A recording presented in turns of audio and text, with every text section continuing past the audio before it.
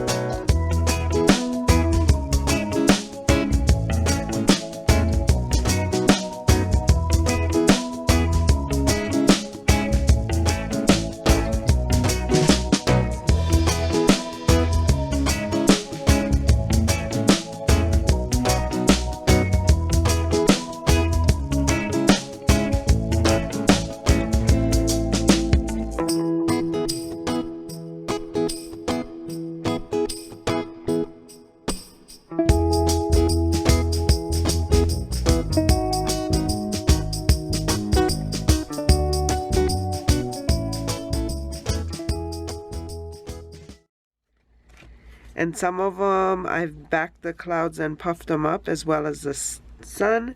Some of them I've just adhered them straight on. So these are my cards. They're just a little variation, all of them the same. The sentiment is Hello Sunshine. I have my stamp on the back. And this is the hello I used. It's from the Pineapple to Stamp set from Stamps of Life, like I said. And so this is my project. Hope you guys are having a crafty day. For more videos like these, see here. And until my next video, shakas.